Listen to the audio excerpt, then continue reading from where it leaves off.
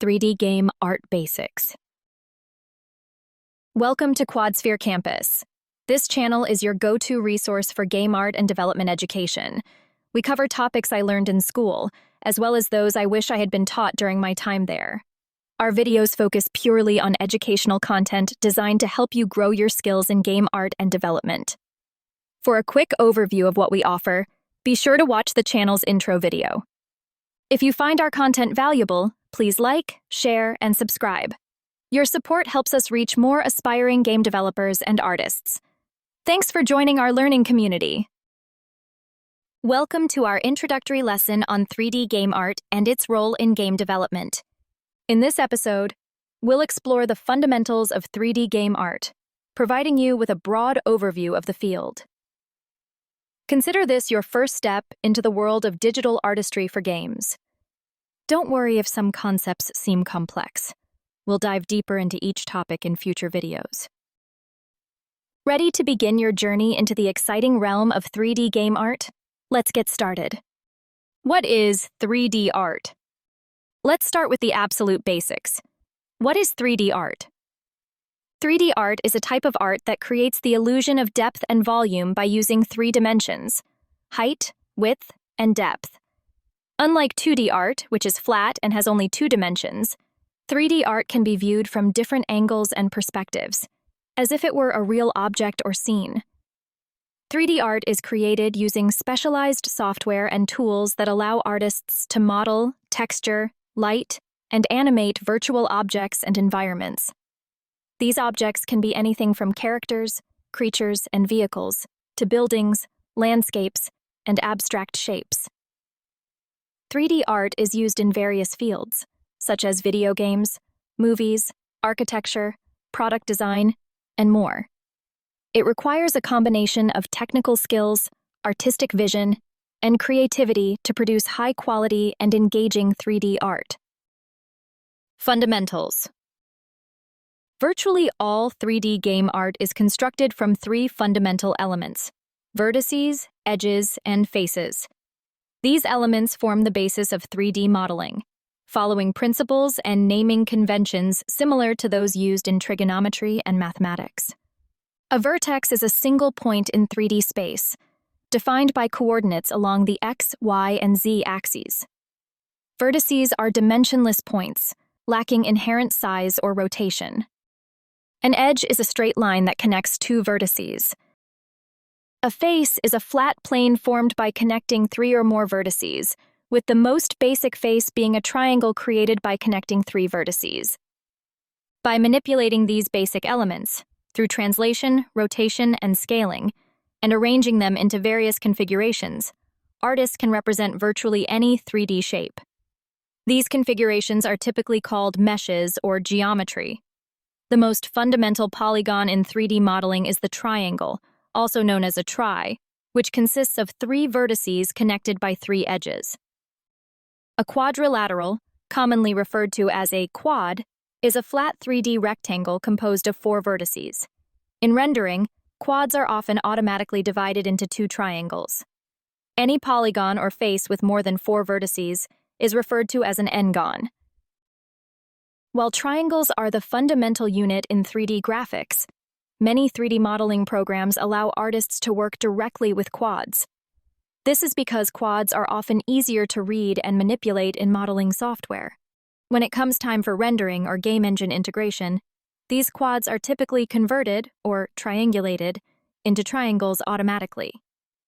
3D artists generally prefer working with a combination of quads and triangles, as this approach offers a good balance between ease of modeling and rendering efficiency. These principles form the foundation of polygonal 3D modeling and are universal across different software packages. Understanding these concepts provides a solid basis for working with any 3D modeling tool, regardless of its specific features or interface. By mastering the manipulation of vertices, edges, and faces, artists can create complex 3D models for games, animations, and other visual media, always keeping in mind the balance between artistic vision and technical constraints of real-time rendering in game engines. Online versus offline rendering. The main difference between 3D art in video games and movies lies in rendering methods.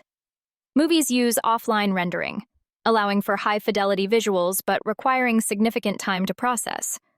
For instance, CGI films like Toy Story took hours to render a single frame. Video games, however, employ online rendering, processing graphics in real time. For smooth 60 FPS gameplay, the system has only 16.67 milliseconds to render each frame. This necessitates various optimization techniques to balance visual quality and performance. Hardware requirements also differ greatly. While movies utilize powerful render farms, games run on personal devices with limited capabilities. Game developers use creative solutions like dynamic occlusion culling, baked lighting, and LOD systems to achieve impressive visuals within these constraints. Emerging technologies such as AI-based upscaling, virtualized geometry, and real-time ray tracing are gradually bridging the gap between offline and online rendering, pushing game graphics closer to cinematic quality. Software. The landscape of 3D modeling tools is diverse, with several popular options available to artists and designers. As of 2024, some of the most widely used 3D modeling software include Blender, Autodesk Maya, Autodesk 3ds Max, SideFX Houdini, and Maxon's ZBrush. Each of these tools has its own strengths and specialties. Blender is a versatile, open-source option that has gained significant popularity. Maya and 3ds Max are industry standards in film and game development. ZBrush specializes in digital sculpting, while Houdini excels in procedural modeling. The choice of software often depends on specific project requirements, budget constraints, and individual or team skill levels. In addition to these general-purpose tools, there are specialized options like computer-aided design software for precision engineering and voxel-based modeling tools for block-style graphics. Many modern game engines also offer built-in modeling capabilities, or support plugins for direct 3D modeling within the engine environment. Regardless of the specific software used, all 3D modeling tools work with the same fundamental elements: vertices, edges, and faces. It's worth noting that while artists often work with both triangles and quadrilaterals, quads, render engines typically convert all polygons into triangles internally for processing and display. The field of 3D modeling continues to evolve, with new tools and techniques emerging regularly, making it essential for artists to stay informed about the latest developments in their field. Modeling styles. In 3D games, two prevalent art styles are the realistic high poly and the stylized low poly approaches. These styles result from a combination of artistic direction, technical constraints, modeling techniques, and rendering methods. While all 3D game art uses polygons and pixels, the visual impact varies due to differences in shading, lighting, and rendering. 3D modeling approaches are often categorized into two main types: hard surface modeling and organic modeling. Hard surface modeling focuses on creating objects with well-defined, often geometric shapes, such as vehicles or architecture. It emphasizes precision, sharp edges, and clean lines. Organic modeling deals with natural and living forms, like characters or plants, aiming to capture the nuances of anatomy or nature. These distinctions in modeling approaches exist because they often require different tools, techniques, and mindsets. However, many 3D models in game development combine elements of both hard surface and organic modeling. Understanding these approaches is crucial for 3D artists, as it informs the choice of tools and techniques for different projects. As technology advances, new tools emerge that can handle both approaches with increasing ease, but the fundamental principles behind each remain valuable for creating effective 3D game art. Texturing, UVs, materials, and shaders. To enhance the appearance of 3D models, we rely on UV unwrapping and texturing. Here's a breakdown of the process. UV unwrapping is the process of creating a 2D representation of a 3D model's surface. It's analogous to flattening a cardboard box into a 2D shape. This step is essential because it allows textures to be applied correctly without distortion or warping. There are different methods for UV unwrapping, including manual, automatic, and projection-based techniques, each designed for different types of models and levels of complexity. The most common texture maps are color maps, also referred to as diffuse or albedo maps. These maps determine the colors on the surface of a 3D model. In many games and visual projects, these color maps are supplemented with additional texture maps to create more realistic surfaces. Some of the additional texture maps include specular maps, which control the shininess and highlight intensity of surfaces.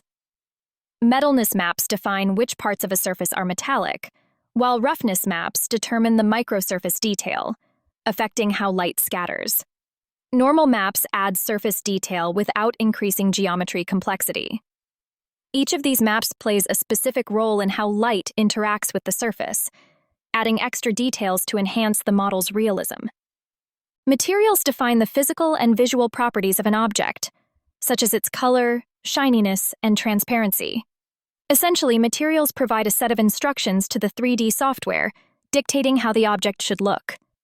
For instance, materials determine whether the object appears shiny, matte, transparent, or exhibits color variations. They are crucial for creating realistic-looking surfaces and for defining how light behaves when interacting with the model. Materials generally take numerical values or textures as inputs. Shaders are programs or scripts that control how the appearance of an object changes based on lighting, shadows, and viewing angles. Shaders are responsible for rendering materials in a realistic manner. They not only affect how the object looks, but also influence other elements within the scene, such as lights and the environment.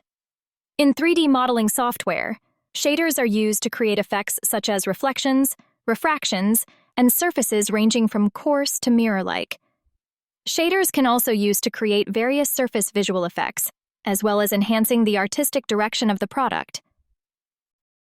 In the realm of procedural workflows, software like Substance 3D Designer allows artists to generate textures procedurally.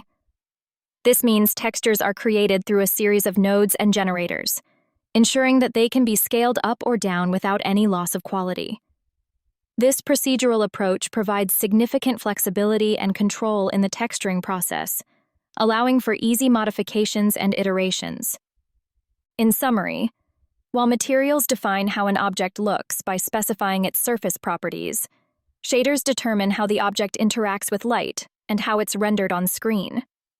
Both materials and shaders are essential for achieving realistic and visually appealing results in 3D modeling and rendering. 3D animation. In most modern 3D games, animating 3D character models is standard practice. Rather than animating the mesh directly by controlling the positions of the vertices and faces, contemporary games and animations use skeleton-based animations, where movements are applied to a skeleton, also known as a rig or armature, that then drives the 3D model. The process of animating 3D models involves 3 key steps: creating the skeleton, skinning the character, and keyframe animation. Similar to the human skeletal structure, animated 3D characters possess a rig made up of bones, which define how the character's joints move. These rigs are constructed from chains of bones that control various parts of the model. The skeleton serves as the framework upon which animations are applied, and it is the movement of this skeleton that gives the character its motions. After the skeleton is set up, the 3D character undergoes a process called skinning, which links the mesh to the skeleton. Skinning defines how the mesh deforms in response to the movement of the bones. This process ensures that the character's skin, or surface mesh, follows the motion of the underlying bones naturally.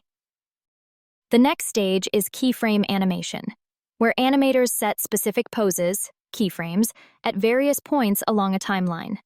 The computer then interpolates the motion between these keyframes, creating smooth and lifelike movements. This method is similar to 2D animation, but operates in 3 dimensions. The transitions between keyframes are smoothed out using various interpolation methods, such as linear or spline interpolation, to create fluid motion. In addition to body animation, facial animation is often used to bring characters to life. This can be done using skeleton-based rigging for facial bones or through alternative methods such as shape keys or morph targets, where different facial expressions or mouth movements are predefined and blended together to animate speech and emotions. While traditional keyframe animation remains the backbone of 3D character animation in modern games, it is often enhanced by physics simulations. These physics engines simulate real-world forces, such as gravity, wind, or collisions, which can be applied to elements like clothing, hair, or even body parts. This combination of keyframe animation with dynamic physics leads to more realistic and responsive animations. However, physics-based simulation is not generally a replacement for keyframe animation. Rather, it is used to complement and enhance the overall realism. And that brings us to the end of today's lesson. Thanks for joining us on this exciting journey learning 3D game art. We hope you found this session informative and inspiring.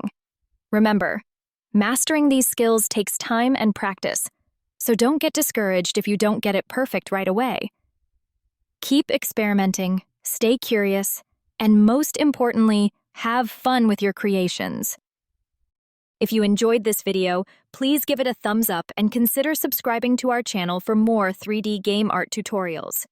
We'd love to hear about your progress, so feel free to share your work or questions in the comments below. Until next time, keep creating and pushing the boundaries of your digital art. See you in the next video.